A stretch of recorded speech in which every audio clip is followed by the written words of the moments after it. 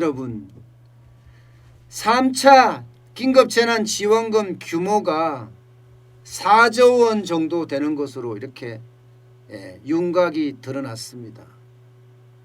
당정청이 협의를 했는데 이번에 선별 지원을 하겠다. 이번에도 재정이 너무 적으니까 선별 지원밖에 방법이 없다. 이렇게 생각을 하고 말입니다. 4조 원 규모로 편성하기로 잠정 합의를 봤죠. 사실 3차 재난지원금은 국민의힘 야당이 먼저 제안을 했어요. 3조 6천억 원 정도로 하자고 제안을 해서 지금 이게 성사가 된 거고요. 언제 나올지 모른다 이렇게 이야기는 하지만 뭐 이거는요 언제든지 할 수 있습니다. 언제든지. 우리는 이미 임대차 보호 3법을 할 때 봤어요. 법률 위반에서부터 시작해서 대통령 제가 시행까지 나흘 딱 걸리는 걸 봤기 때문에 이미 규모가 정해졌다는 것은 바로 일어날 수 있다는 이야기예요. 그런데 이게 올해 할 거냐 내년에 할 거냐의 문제잖아요. 일단 정부 쪽에서는요 올해보다는 내년에 하는 쪽으로 방향을 잡고 있습니다. 그러면 설날 지급하겠다 이렇게 방법이 짜여지겠죠. 아마도 설날 재난지원금으로 발행하지 않을까 이렇게 예상을 하고 있습니다. 문제는 재정입니다.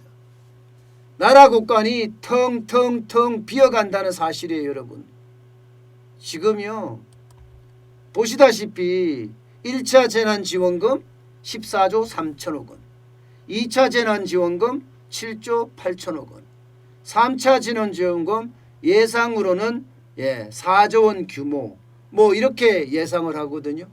1차 때는 그야말로 모두 다 지불했어요. 모두 다. 전 국민 대상으로 지불했어요. 4인 가족 기준으로 100만 원 지불했죠. 2차는 선별 지급했습니다. 선별 지급을 했지만 이게 뭐 선별 지급이라고 이게 효과가 얼마나 있는지 잘 모르겠다 이야기할 정도로 이게 그냥 낭비했다는 이야기까지 많이 들었던 거고요. 3차는 자영업자나 고용 취약계층 제가 지금까지 이야기했던 게 바로 이 부분들이었거든요. 자영업자 매출 뚝뚝 떨어져서 지금 망하고 있는데 게다가 취약계층들은 얼마나 지금 힘들어 하겠습니까? 여기부터 지원을 계속해가면서 추가 소비가 아니라 대체 소비가 아니라 추가 소비를 늘려야 된다고 저는 오래전부터 주장을 해왔는데 이제야 됩니다. 이제야. 3차 지원금이 되는데 문제는 이 지원금이 또 빚을 내서 한다는 사실이에요. 또 빚을 내서. 지금 야당에서는요. 내년 예산에서 특히 뉴딜 일자리에서 빼자 이거예요. 뉴딜 일자리에서. 내년 예산이 555조 8천억 원입니다. 이거요. 올해보다가 5.8% 늘어난 거고요. 엄청나게 늘어난 거예요. 앞에 말을 붙일 때 말입니다. 뭐 초수퍼 예산이 아니라 초 울트라 슈퍼 예산 이렇게 붙입니다. 얼마나 많이 예산을 올렸습니다. 이렇게 됐을 때 내년에 가면 부채가 지금 945조까지 늘어납니다. 올해보다 17.4%나 늘어나요. 엄청나게 내년 부채가 많이 늘어난다는 사실이에요. 그런데도 지금 여당은 뉴딜 이 예산에서 못한다 이거예요. 뉴딜 예산 엄청나게 많이 편성을 했거든요. 그럼 뉴딜 예산에서 빼서 하자 이거 안 한다는 거예요.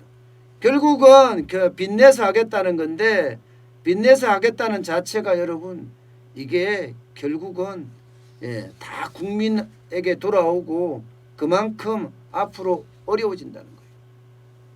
문제는 여러분 이게 내년 예산에서 하든 빚을 내서 3차 재난지원금을 주든 이게 문제가 아니라는 사실이에요. 문제는요.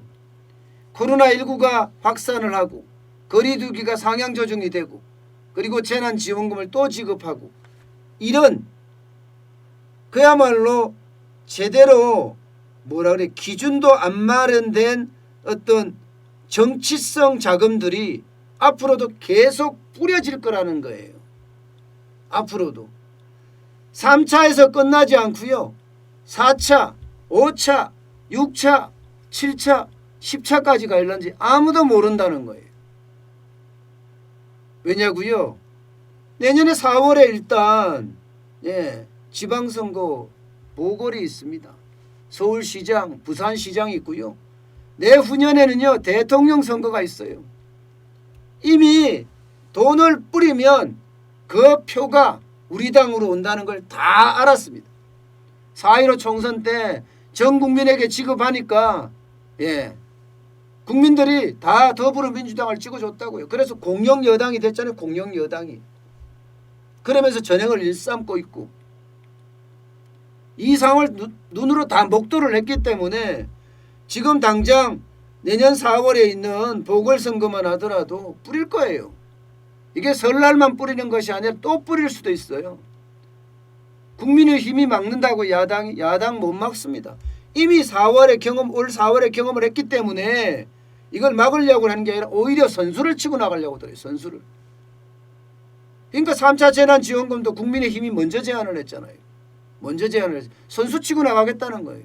그렇지 않고는 안 되니까.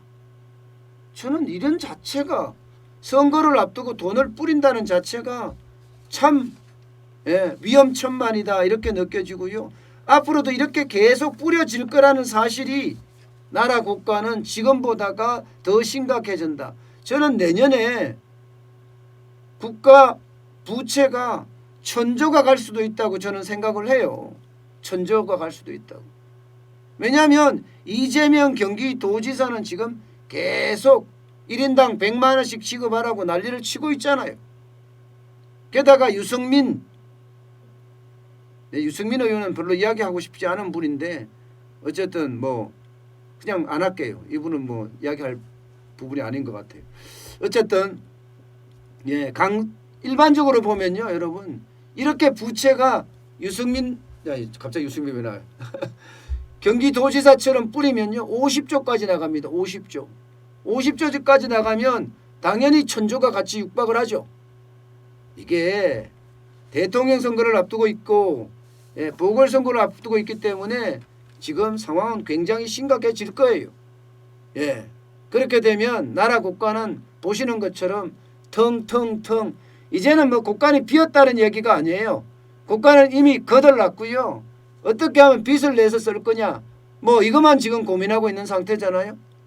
저는 4차 추경까지 하고 이렇게 돈을 뿌리는 데 대해서 저는 굉장히 반대거든요.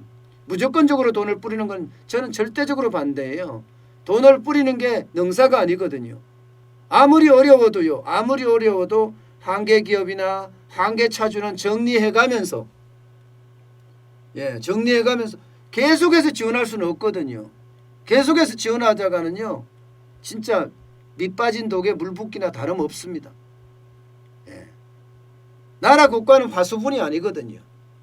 나라 국가는 이미 거덜이 났다고요. 이런 상태에서 계속 지원을 한다? 이것은요 여러분 오히려 우리 국가 경제에는 치명타를 안겨줄 수도 있습니다. 저는 국가의 재정이 튼튼해야지 앞으로 살림살이도 튼튼해지고 또 나라가 더 부강해질 수 있다고 생각을 해요. 지금처럼 계속 뿌리잖아요. 그래서 재정이 거덜나잖아요. 재정이 거덜나는 순간요 민간도 그만큼 어려워질 수 있다는 사실 왜 모를까요? 나라도 디폴트 선언을 합니다. 나라도 망합니다. 우리는 IMF 때 봤어요. 망하는 걸. 그래서 구제금융을 IMF로부터 받는 걸 봤어요. 그런 일이 또 안 일어나리라는 보장 없습니다. 여러분. 저는 또 경제 국치를 당하는 경제 치욕을 당하는 그런 일이 없으려고 그러면 재정이 튼튼해야 된다. 저는 그렇게 생각을 합니다. 그런데 돈을 뿌릴 일만 남았으니 참 답답합니다.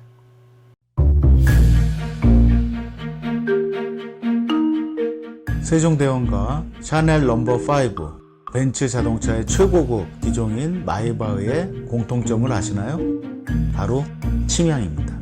침향이란 동남아시아에서 자생하는 침향나무가 상처를 입었을 때 스스로를 보호하기 위해서 분비시키는 침향나무의 진액입니다.